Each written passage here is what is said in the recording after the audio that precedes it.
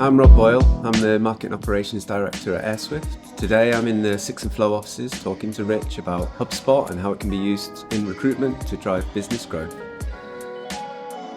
So we're going to be talking quite a bit about like marketing automation from a HubSpot perspective, but also technologies like AI coming through. As an agency, we work in the recruitment vertical a lot. We use technology quite a lot in the candidate acquisition space, but also the client growth elements as well. And then we start to talk about things like brand and content coming through. So today's guest knows far more about most things, but especially marketing tech in recruitment. He's someone that knows the ins and outs of recruitment tech like no one I know.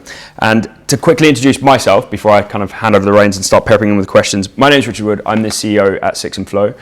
We are a HubSpot partner and a growth agency working heavily in the recruitment space. So Airswift being one of our longest standing clients now, actually.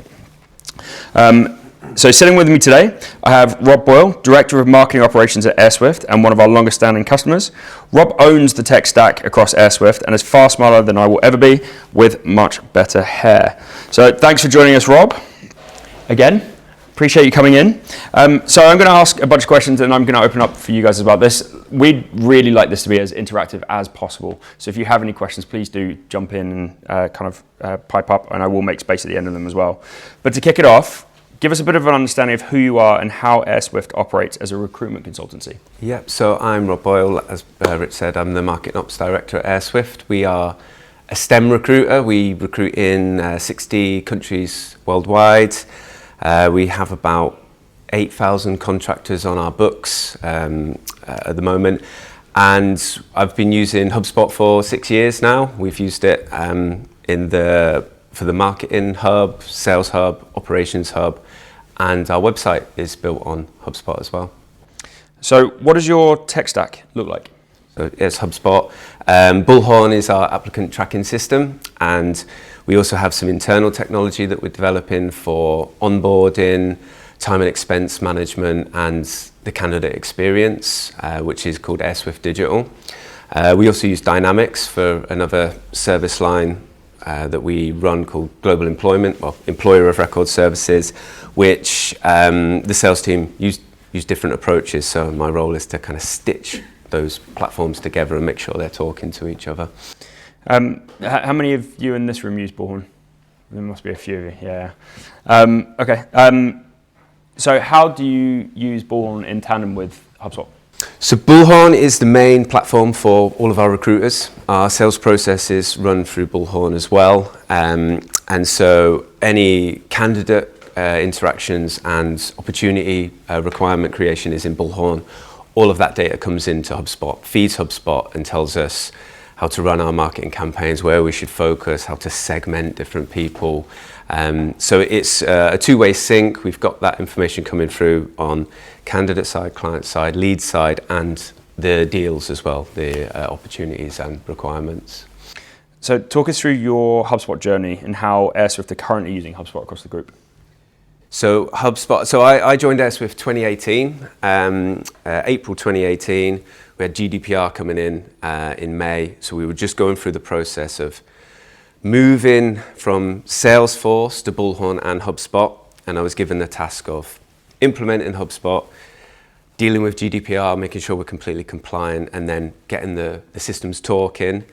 And then once it was implemented, the question was, how do I prove return on investment? Like, are we paying the right amount? Are we getting our money back? So then I went through a bit of a journey of learning how to get them all talking, so we can see the experience of a lead coming in through HubSpot, through the website, go into sales, managed as an opportunity, a requirement, a placement, the final GP figure, and sending that back into HubSpot as well. So that's the main approach I've taken, which has been really good because we can actually go to our leaders and say, this is the return on investment, this is how much we're getting back from our spend.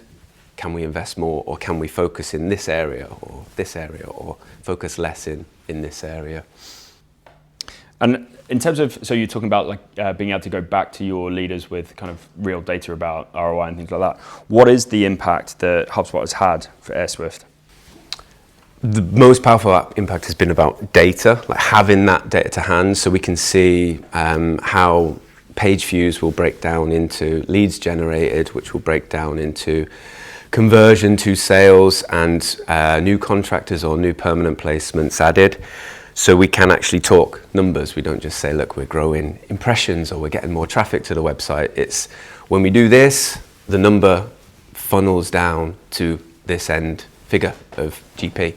And HubSpot, you can see all that. It's easy to build the reports as well. So it makes it easier to have those conversations. And for my manager to build her own reports as well, because it's so easy to do. So you've been with HubSpot for 6 years. How has HubSpot driven and supported that growth outside of just the kind of the data and reporting piece? Automation, definitely automation. What kind of things are you automating? Segmented lists is a big one. So if for instance, we've just started a campaign. We run a white paper every year called the Global Energy Talent Index. And so we gather survey respondents, we interrogate that data, and then we put out a report at the end.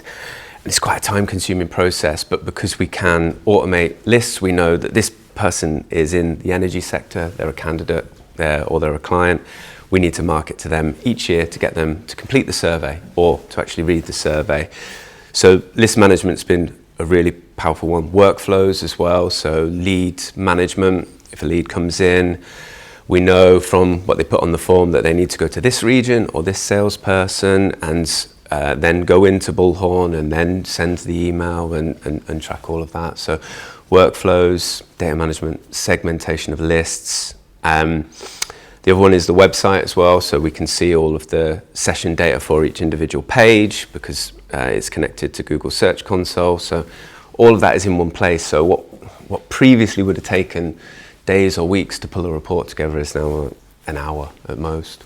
So HubSpot's making your life easier, but how does it change the client experience, the candidate experience? Candidate experience, because we know a bit more about them, so we know which jobs they've applied for, which areas they're interested in, if they've signed up to the newsletter, what topics are resonating with them, so we can get a better idea of that candidate experience.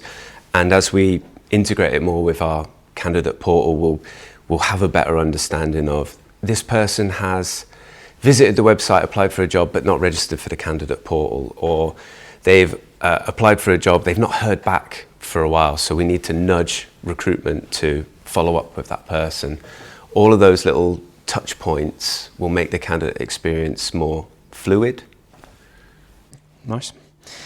Switching gears slightly, how do you think recruitment process is going to be disrupted by AI? Searching for jobs, finding candidates, screening, interviews, hiring process. How do you think companies will adapt their services?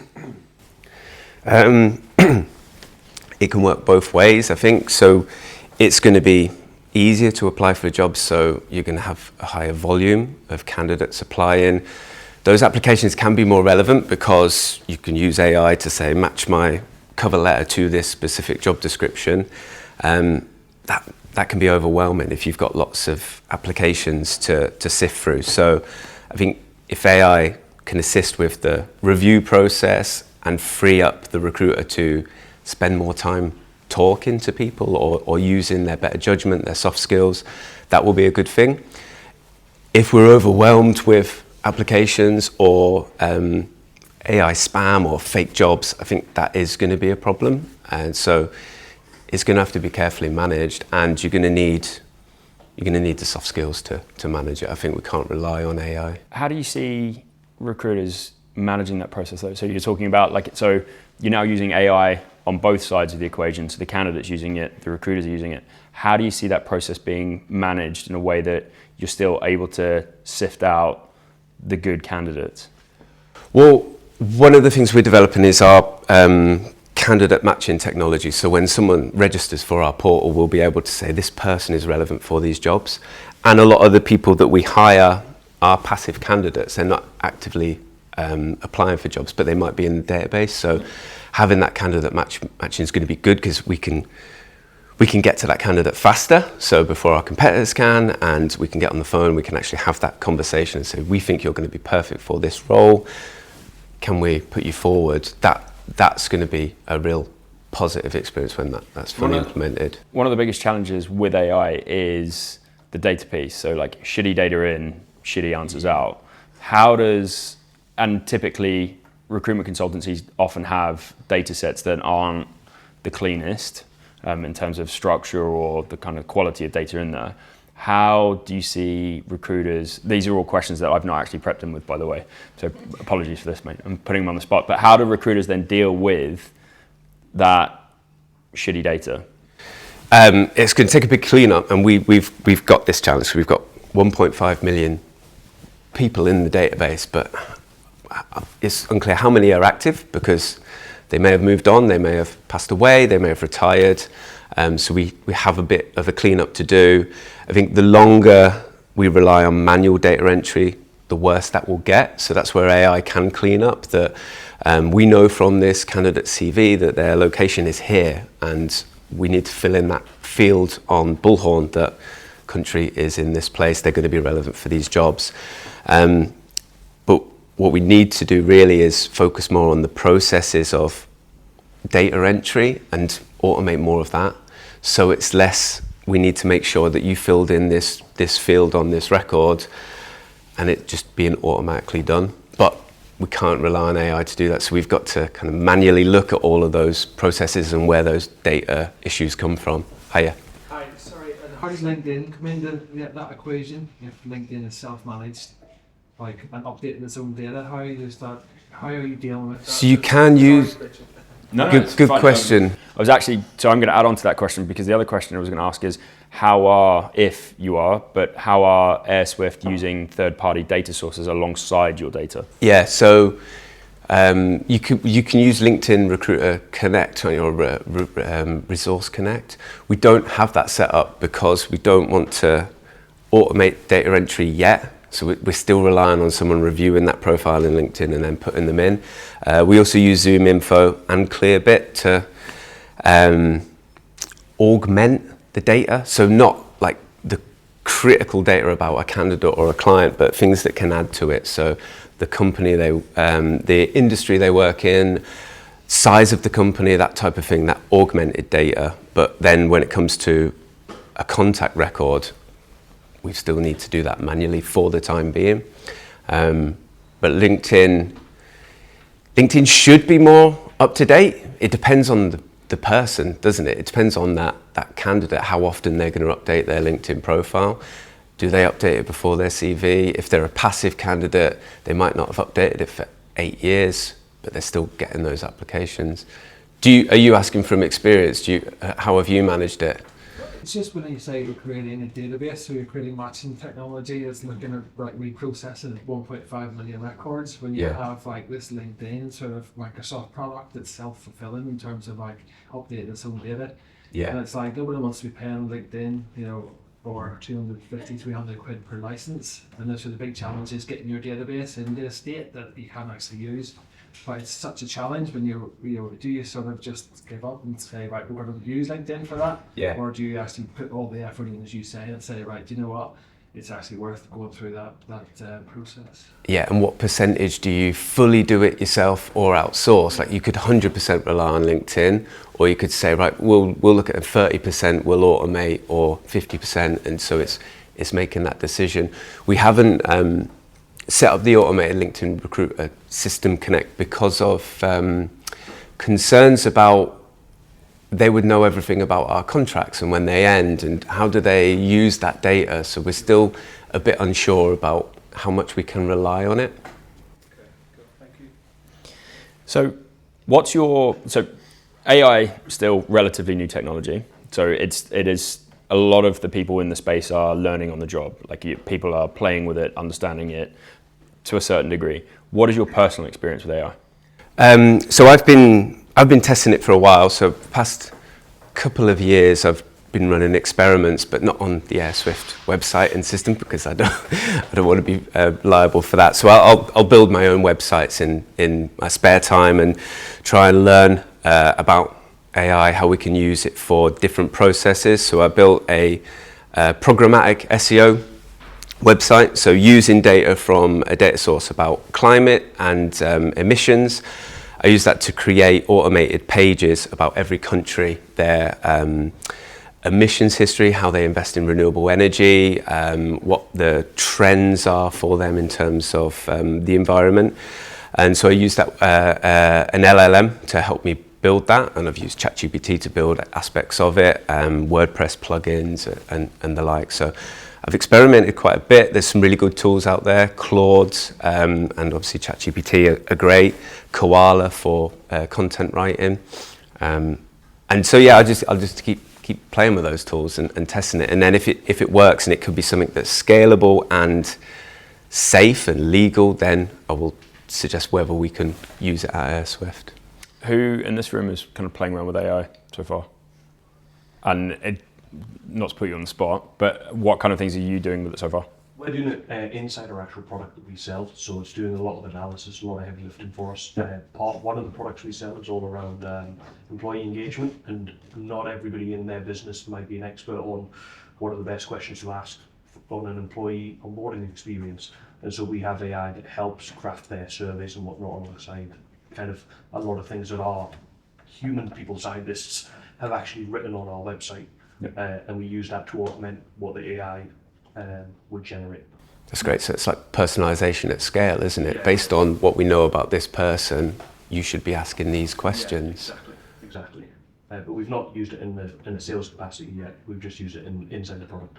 Has anybody else got interesting use cases? I know you guys put your hands up as well. Or? Yeah, we've got Bullhorn as well. So they've got Bullhorn Copilot, yep. which I think they're renaming because of Microsoft Copilot. I think everybody's got a Copilot now. Yeah. Copilot. So we've got that in the Bullhorn CRM. It can do it's quite basic stuff really at the moment. It only really sits on a candidate profile, summarising CVs, generating emails. We use it's ChatGPT 4 as the LLM behind it. So that's kind of really where we are, but we're doing a lot of experimenting on other things, use cases across the business. But I think, as Rob said, the main word is safety. Where is this data going? Because we can't, you can't have candidate data just going off into the ether when you're unsure where it's actually going. Still doing a lot of experimenting. Right, interestingly, I think 2 weeks ago the EU data laws came into effect. AI data laws came into effect, which is going to change a lot of the ways that, because before people could just be pumping the data out to US-based servers, so now that's all going to have to change and be messed with. Okay, so back onto the recruitment side. So across the industry, how have you seen AI improve the experience for hiring managers, and where do you think the wins will be moving forward? The wins are going to be in the reviewing and vetting, and I think like the personalisation. So I really like your example there. That could be really useful for screening questions. A similar thing, like based on what we know about this role, what screening questions do we need to ask to really vet this person? I think that's going to be a good use case. Then it's more about like making sure you're making the right decisions. So like the Bullhorn example, using that to surface relevant insights that are either hard to find with a Boolean search or because there's missing data. Like, can you infer from what you know about this person that they might be suitable for this role? Lots has and will be made of how AI can make recruiters more productive, but where are the best opportunities to make them more effective? I don't think it's anything to do with tech skills. I think the most effective recruiters are going to have very strong soft skills, good at sales, good at customer relations, good at spotting opportunities and building those relationships. The data can help them, but if we rely completely on AI, we'll have issues. Safety, data privacy is one. I think there's a risk of bias as well if you use AI to make a decision on candidates. It's going to base on past decisions, which can end up making the wrong decisions based on gender or background. So I think it's those abilities to think the pink matter that's going to be important for a good recruiter. Where do you see HubSpot supporting Airswift with AI in your go-to-market motion? Forecasting, I like the look at the forecasting tool. Based on these trends, this is where we think you're going to be. If they can bring in more around nudges, like we think you should be contacting this person because they haven't been in touch for a while, or your last customer touch point was 6 months ago. We think you should talk about this. If that can if that can be influenced by third-party data, so news mentions or updates in Zoom Info or other tools to say, this person's got a new engineering director in, perhaps you should make contact. I think that can be a really cool use case. I am coming back to your point. So I think my personal opinion on AI is that it's kind of a victim of its own success to a certain degree, because when it first came out, everything was about, I can push a button and write a blog, or it can write this sales email for me, and it was or like create an image of dogs playing cars, like all that kind of stuff, and we're all playing with that kind of stuff. But I think the real magic is starting to come through with like the insights and data piece, where we can actually start to take big data sets, but like confused data sets, and start to take some real insight out of those that can then inform those other parts of the process. But I think it feels like the mass adoption at the moment is much more in that kind of party piece. Here is this like cool thing I can do to shave a bit of time out of this. Yeah. And it comes back into that productivity piece. We can make people more productive, but are we making them more effective? I think the insights bit is where we start to get much more into that space. And it's dependent on data, isn't it? Because every business has messy data, and if you've got a lot of records, that data gets even more messy. So, but then no one wants to do the fun part of cleaning it and the data quality. So if they can help with that data cleansing, that's going to be much more effective. It's just not as sexy as generative art. So for consultancies considering HubSpot, what are the first steps they should take? It's checking you've got the clean data, because you can add a great tool, but it's not, if the data's a mess, it's not gonna help.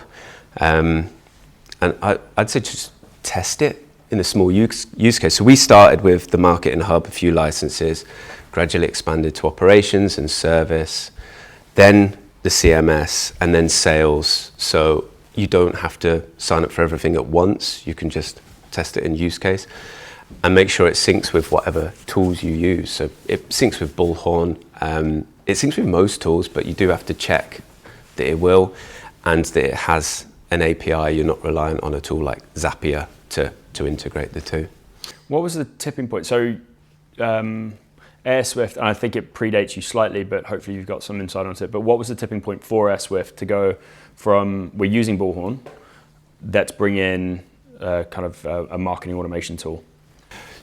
The tipping point, so we had Salesforce. Sales were in Salesforce. Recruitment was in Bullhorn. But they worked so closely together, it didn't make sense. And the Salesforce wasn't fully integrated, that both sides had that insight. So they wanted to have more of the sales process in Bullhorn, which meant we were losing Marketo, which is the one that comes with Pardot. Pardot, yeah. So we were losing Pardot, so they wanted to get HubSpot to replace Pardot, and then gradually it took more of a role. And Salesforce is completely phased out now, right? Yeah. But you have Microsoft Dynamics in part of the business? Part of business, yeah. So just for one of the service lines. And is that connected into the rest of the tech stack, or is it kind of? Yeah, so it's connected to HubSpot. It's partially connected to Bullhorn, and it's connected to our Dynamics finance instance. Nice. What do you see as some of the biggest challenges in integrating advanced marketing technology tools within existing recruitment frameworks? Changing the way people work. It'll only really work if you've got a champion to use HubSpot, or to learn how to use it and make the most of it, to get trained up and make sure the team get trained up. But then also knowing you can't rely on an automation tool to replace how people work. So if we've got lots of different country offices and service lines that do things in different ways. So we had to really map out exactly what those processes were and how we can either align them or change them so it can be a bit more coordinated. With the market full of AI and automation now, how do you see the role of human recruiters evolving? What new skills should recruiters focus on developing in an AI-driven industry? I think it's the people skills. It's networking. Don't rely on sitting behind a desk and working remotely. Get out to conferences, industry conferences, know exactly who your end candidate is or client. That's going to be really important. Learning to use tools like AI and trying to automate as best you can, and don't try and fight the tools that when they get implemented. Go through the onboarding if you can. Okay, so just expanding off of that as well,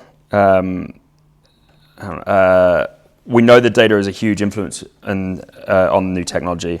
What are the most important data points that you should be tracking now?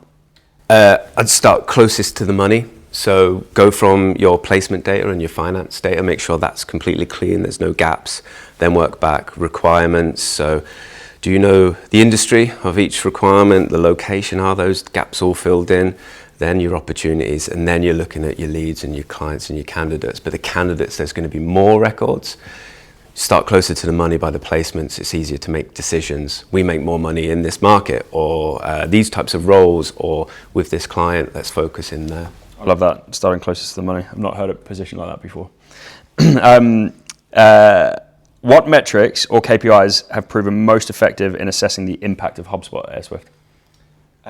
You talked about ROI before, so what is it that has been most effective? Leads generated was the starting point, but then it's the conversion of those leads, like how many leads come in actually convert to business. So again, that's why you start at the money and then go backwards. And then not within HubSpot, from within Bullhorn, we're looking at like time to first CV, time to submission, time to interview, all of that information. HubSpot, we're really going from do we have traffic to the right pages, to the sales pages? Are those pages converting? Are we getting people to visit them and then fill in a form and make contact? And then from there, are we actually converting those leads? Nice. That's it from my questions. Has anybody got anything they want to ask Rob about Airswift, how they're using technology, his thoughts on AI past what I've asked? Yeah, I've got one. So we're HubSpot users as well, but we made the decision to primarily use it for the client records and omitted the candidate record. What was the use case for bringing candidate data into HubSpot? Because obviously it just swells. Yeah, it costs more.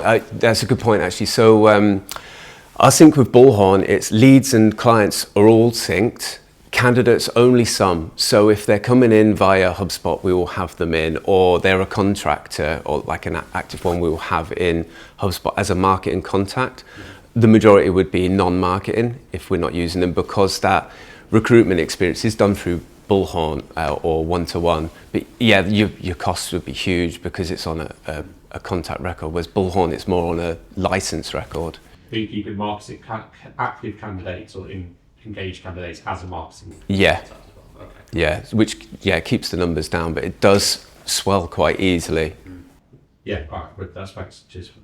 Just off the back of that, I'm curious then, so those candidates you've got only in Bullhorn, are you doing an activity with them, or are you just leaving them to the recruiters for trying to passive match in? Occasionally, yeah. So if we were running a campaign for a very specific role, we will then review those candidates in Bullhorn, like check, are they actually active? When was the last activity? Then bring them in HubSpot and market to them. But we do need to do a big data cleansing exercise, because that 1.5 million, that would cost us loads in HubSpot fees. Yeah, so you will then bring them into HubSpot, you'll never do anything using distribution lists or like a third party marketing tool from Bullhorn then? We'll segment them, or we'll market to them from within Bullhorn, because we can use the email in there. It just doesn't have the analytics that you'd get from within HubSpot. What are your plans to clear that 1.5? Like, how are you planning on tackling that? It's piecemeal. So we're going from placement first and then trying to get on the candidates that are contractors or have been contractors or they've been placed, and cleaning from there. Within the candidate portal, it's going to be much more self-serve. So when they update their records there, it will automatically sync into Bullhorn. So that will help. We're kind of using the people themselves as data quality engineers. Nice. Any other questions? I'll go again. So from a go-to-market perspective, you mentioned around lead management in workflows. Have you Have your team's been using any of the workflows or automation for cold outreach within HubSpot as well? Yeah, so we have our employer of record service line are using them. So they've got sequences for cold outreach. They'll have a process, introductory email, send a call, connect on LinkedIn, follow up, and then filter from those lists and kind of learn and review. Like, is the email working? Are we getting a response? Can we refine it? Can we personalize it more? But that's a small use case so far. Cool, okay, great. I find that experience like playing golf, where I'm dreadful at it, and I'm constantly trying to think of how I can get better. Yeah. And trying to look at a sequence, I do the exact same things. I should have changed a word on an email. Yeah. Have you seen anything that's had like that's created a significant gain in the conversion of those sequences? A lot of it is it's more on the list building than the actual writing. Like when they're really focusing in on there's a need for this person to have our services. So the employer of record is like, we'll payroll them in other countries. So the need might be they have an office in a country going through conflict, like their Russian operations need to close down, they need to move them, or they've just got some funding, they need to go to a new market. So depending on the prospecting, like how well the intent of that list is, will have the better impact on it than refining the message. Have you tried bringing video into the sequences?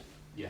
So like personalized video, but then also, so we try and move a lot of our sales sequences to be far more conversational. So it's like they're short, they're very kind of pithy, very to the point, rather than being like, here's my name, I'm from this company, here's all the stuff we sell, and kind of go. So it's more, again, data specific, so it's segmented messaging around them, but then all I want from that first email is to engage them into a second email, and then we can start to have a conversation around it. So we shifted a lot of ours from being like the kind of massive brain dump, here's all the cool stuff that we can do for you, to being much more like, hey, like we work with people in this space, I'd love to have a conversation with you, or like how is your sales team performing, or are they hitting quota at the moment? Those kind of questions.